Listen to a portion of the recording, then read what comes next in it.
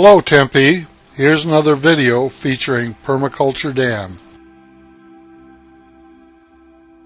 The following is an educational permaculture video presented by Warner's Tree Surgery featuring Daniel Lee Thompson at his home food forest in Gilbert, Arizona, sometime in April 2012.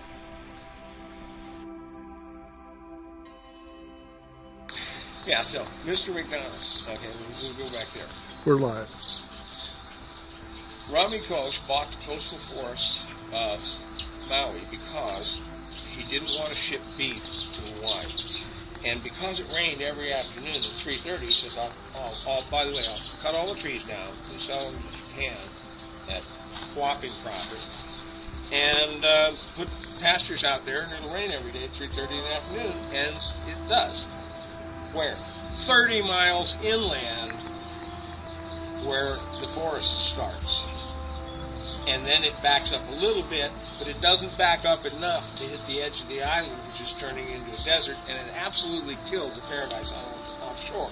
And since the Paradise Island no longer rained and all the fresh water disappeared, our Navy said, well, this is such a useless place, we'll just make it a bombing range.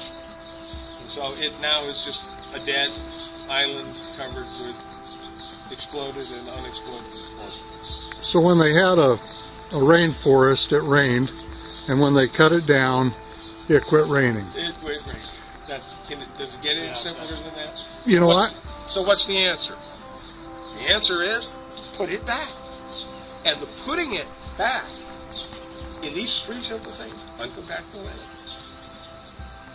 pattern to catch the runoff, and the pioneer species. Why pioneer species? And what are pioneer species? Dandelions, weeds, the things that you call weeds, are God's recovery plants. Why? Because they'll live in the toughest environment you could possibly imagine. They'll sink roots, and they'll surrender themselves over and over again until some other fruitful thing takes their place, and they then no longer exist. So instead of kill them. Because anytime you try and kill this stuff with poison, all you're doing is killing yourself. Yeah. So roll them over quickly. And that's what's taken place here. We have rolled this over. You're sitting in a food forest that 10 years ago was a flat lawn and is just as dead as that. So to get this straight then, the first thing you do is you have to recontour the land.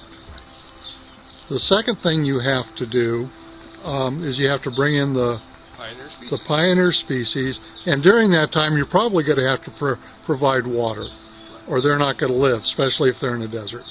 And then once that goes on for a while and your larger plants can populate, then the rains begin to come back. Right, and guess what happens? It will rain more on your place than any other place around. You know, when I first heard that, I didn't have the understanding of biochemistry that I do now, but there's another thing that I came to realize about a year ago, that in the mitochondria, which are in the plant leaves, they actually produce water. Yes. To get rid of the two free electrons, when the ATP is produced, the ATP synthase actually jams some stuff together and actually creates water. So if you've got plants and a given amount of water, you're actually getting more water out than you put in. That's right, right. Because it's pulling from multi sources. And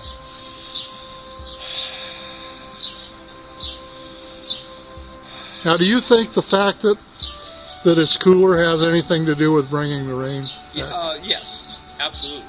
Because, first of all, what's dew point? Dew point is the temperature at which water will coalesce and form. So what happens here is, if I see the clouds coming and they're building, because I run out and turn on all the sprinklers. Why? I will hit dew point faster than any place else around.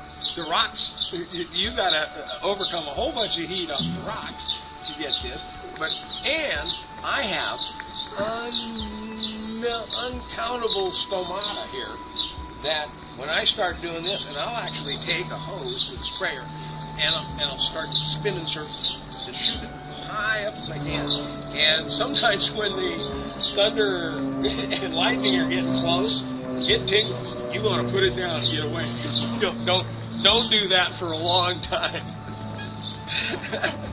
Anyway, I was standing in front, doing just that at this corner in front of the rose bush, and it starts to rain. And it is just this misty, and it's raining on us. It's 6.5 feet over this way, 6.5 feet out in the road. Only the sidewalk got wet, and only made this much of the street. And I'm standing in it, and I'm going, and I'm there for quite a while, and long enough to stop and put it down. And I went inside and got my mother. Mom, come out here and take a look. We're in the rain. And we were standing and walking in the rain here. And I said, but look across the street. Nothing's happening. In the yard next door, nothing's happening. And I actually then had time to go back in and get my brother, bring him out, and I stood him out here, and he went, what? What's that?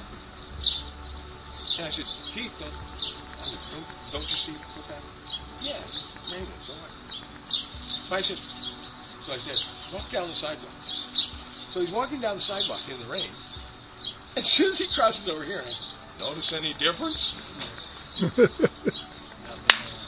It was not raining. He goes, wow, what? How'd you do that?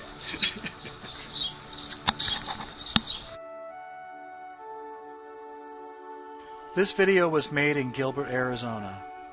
The person talking is Dan Thompson. Dan can be reached at 480-688-3335.